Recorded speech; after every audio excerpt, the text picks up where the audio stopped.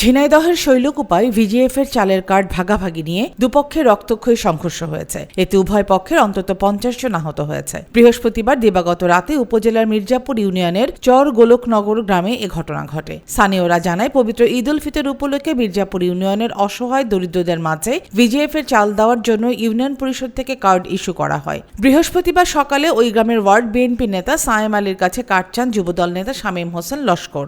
এই নিয়ে দুজনের মাঝে কথা কাটাকাটি হয়। এই নিয়ে সন্ধ্যায় স্থানীয় গ্রাম্য মাতব্বররা সালিশে বসে। এরই এক পর্যায়ে সায়েম আলী ও শামীম হোসেনের সমর্থকরা দেশীয় অস্ত্র নিয়ে সংঘর্ষে জড়িয়ে পড়ে। রাত 8:30 থেকে 11:30 পর্যন্ত দফায় দফায় সংঘর্ষ হয়। খবর পেয়ে পুলিশ ও সেনাবাহিনী লাঠিচার্জ করে পরিস্থিতি নিয়ন্ত্রণে আনে। আহতদের উদ্ধার করে শৈলকুপা উপজেলা স্বাস্থ্য কমপ্লেক্স, ঝিনাইদহ সদর হাসপাতাল সহ বিভিন্ন হাসপাতালে ভর্তি করা হয়েছে। শৈলকুপা থানার ওসি হুমায়ুন কবির মোল্লা জানিয়েছেন, বর্তমানে পরিস্থিতি শান্ত আছে, সেখানে অতিরিক্ত পুলিশ মোতায়েন রয়েছে।